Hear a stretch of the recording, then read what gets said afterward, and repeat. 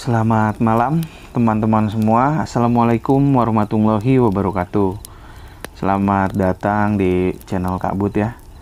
Nah, sekarang Kak Bud mau ada segmen baru nih ya, dalam segmen cerita api unggun.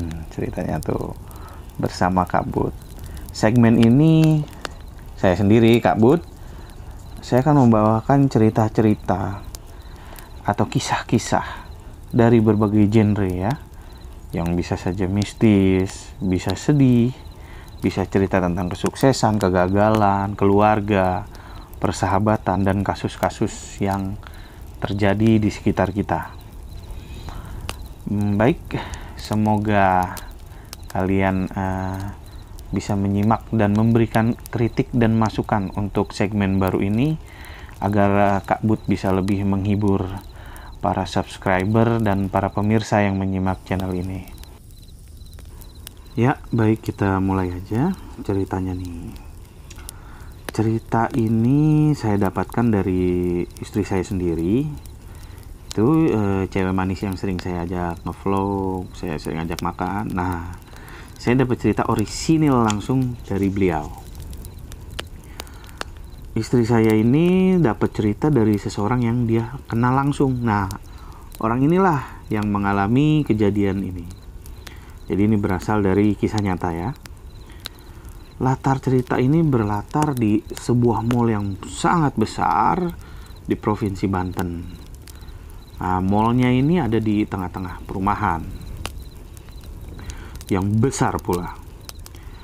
Nah, kemudian sumber cerita ini adalah dari seorang pegawai salon yang ada di mall tersebut. Salon langganan istri saya. Kemudian dia pada suatu hari kan datang ke mall itu. Ini sekitar tahun 2002 ya. 2002 dia ke mall itu. Seperti kita tahu 2002 itu adalah masanya pandemi.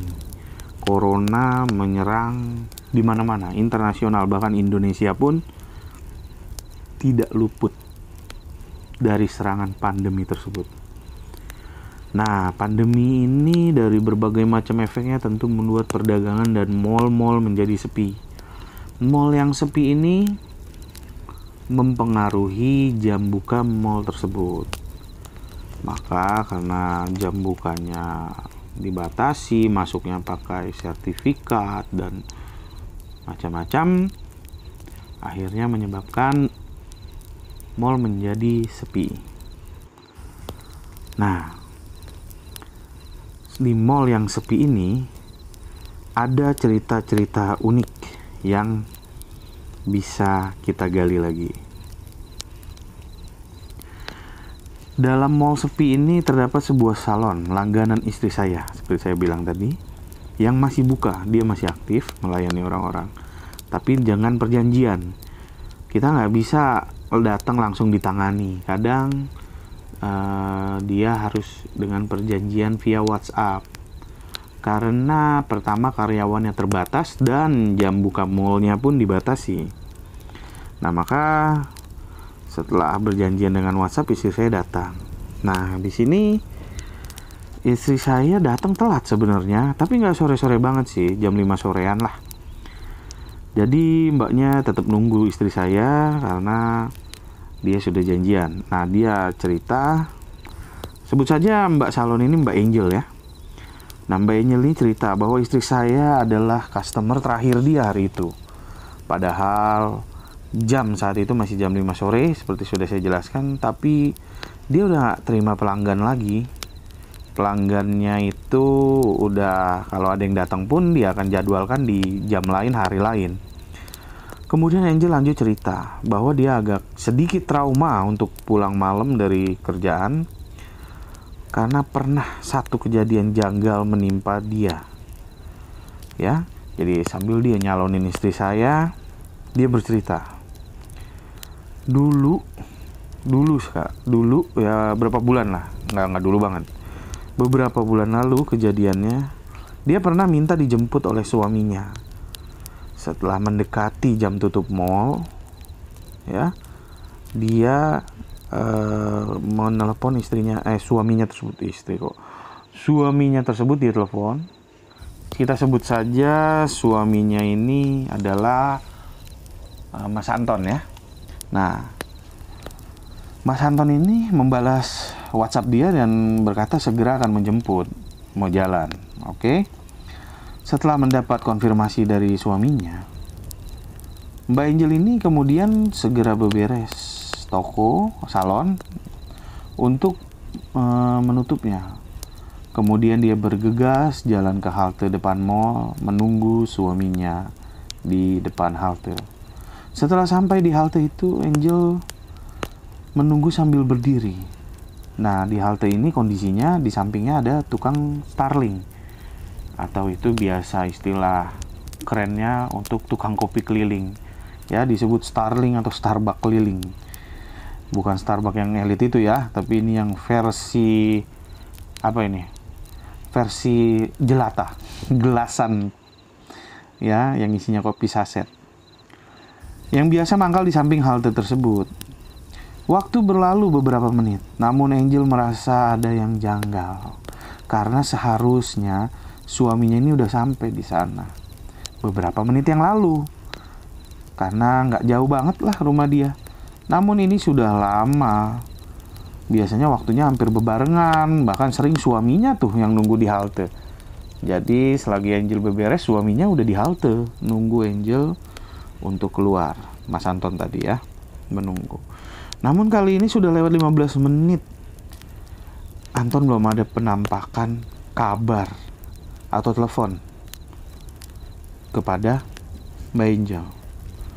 Karena khawatir suaminya kenapa-napa, Angel menelepon suaminya nih. Namun anehnya suaminya lama sekali mengangkat telepon. Bahkan setelah percobaan telepon ketiga, baru diangkat. Setelah mengangkat telepon, suaminya agak teriak nih ngangkatnya. Kayak orang kaget. Kring, ya mah, astagfirullah. Mama tunggu nanti. Papi pasti jemput, tunggu ya. Terus langsung dia tutup telepon. Nggak ada penjelasan, nggak nunggu Angel ngomong apa. Angel pun belum sempat ngomong apa-apa. Karena di kuping dia kaget, udah telat. Ngeresponnya teriak dan kaget begitu kayak buru-buru. Kemudian seperti ketakutan gitu, suaminya langsung menutup telepon tadi kan. Angel heran dan sedikit khawatir. Untuk mengisi waktu mengurangi kekhawatiran, Angel nunggu aja sambil pesan kopi sama pedagang Starling tadi. Kemudian sambil menyerahkan kopi, pedagang Starling tersebut bertanya kepada Mbak Angel, nunggu jemputan ya Mbak? Iya nih Mas, nunggu dijemput suami. Lama banget belum nyampe. Oh ya udah, nanti juga dijemput pasti bentar lagi paling Mbak. Iya Bang, gak biasanya lama begini. Ya udah Mbak, saya mau geser dulu ya mangkalnya. Lah ini tukang Starling mau geser nih, mau ke pojokan biasa rame Gojek. Nah jadi di pojok mall itu ada saung-saung di pojokan, itu biasa Gojek itu mangkal di situ, nunggu order GoFood dan sebagainya macam. Nah biasa banyak pesan kopi. Tapi Angel memohon nih, duh jangan dulu ya Mas, temenin saya dulu. Saya takut sendirian di sini. Terus akhirnya karena kasihan ya abang-abang Starling tadi, oke lah dia tunggu. Ya udah iya, saya temenin deh. Saya nggak jadi geser. Nah kemudian selang beberapa menit, 2 menit, 3 menit, ada 2 orang Gojek yang datang mangkal di halte itu. Akhirnya beli kopi. Mereka sambil ngobrol sama Gojek itu, berdua sama tukang kopi. Nah, tapi Angel nih makin khawatir. Dia berdiri di situ karena suaminya belum juga tiba. Selang setengah jam, suaminya tiba tuh. Wow, motor. Anehnya dia konvoy 2 motor sama adiknya Angel yang adalah adik iparnya. Adiknya Angel ini berboncengan dengan Pak Ustadz anehnya. Nah Angel ini kenal ini Pak Ustadz, kok dia bawa Ustadz. Ternyata setelah mereka turun, Angel penasaran sekali ngeliat suaminya ini. Dia cerita nih suaminya, dan dia jelasin kenapa dia bisa telat banget dan kejadian yang tadi. Ternyata bahwa tadi Anton ini udah tiba situ tepat waktu. Aku tuh udah di sini, kata Anton tadi. Tepat waktu seperti biasa, kata Anton. Dan dia lihat Angel sudah ada di halte itu. Tanpa ngobrol atau bicara, begitu Anton sampai, Angel langsung jalan naik motor. Diboncengin. Suaminya pun gak curiga. Langsung lah tancap gas ke arah pulang. Anton gak ngerasain apa-apa, gak ada firasat apa-apa, jalan aja boncengin Angel nih.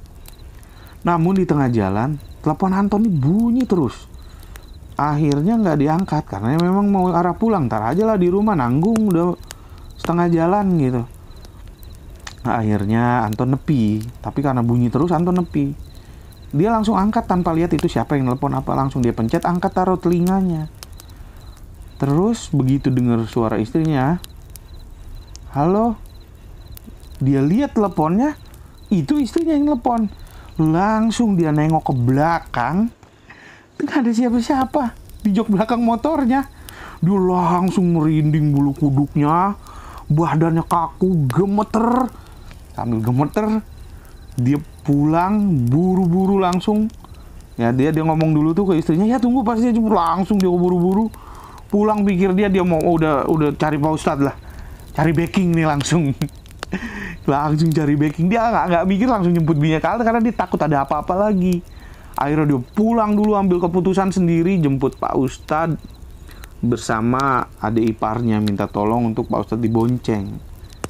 Langsung lah dia sampai ke tempat itu, dan dia setengah jam baru sampai di mall itu. Setelah dia cerita semua panjang lebar, nah tukang Starling yang tadi ada di situ nyeletuk, lah ini bapak yang tadi saya lihat tuh memang udah sampai sini, tapi bapak ini hanya nengok sebentar ke arah halte, terus nggak lama bapak langsung jalan, Pak.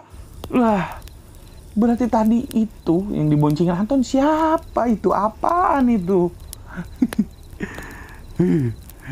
Terus akhirnya Pak Ustadz nenangin nih orang-orang. Sudah tenang, kita berdoa. Akhirnya Pak Ustadz berdoa di tempat. Nah, setelah diaminkan oleh mereka semua, tukang Starling juga ikut berdoa di situ. Akhirnya mereka bersiap pulang konvoy. Nah setelah itu tukang Starling juga besok-besoknya nggak pernah kelihatan tuh di situ lagi. Nah Mbak Angel sempat ketemu sekali dan bertanya bahwa memang ada beberapa kejadian yang seperti itu di halte sepi itu depan mall. Sudah, setelah itu dia udah nggak berani mangkal situ kalau udah malam, paling sore beraninya. Ya, sekian cerita dari saya yang bersumber dari istri saya. Semoga kita semua dijauhkan dari mara bahaya. Ya, ditunggu kritik, saran, dan subscribe-nya ya untuk perkembangan channel ini ke depannya. Terima kasih telah menyimak. Wassalamualaikum warahmatullahi wabarakatuh.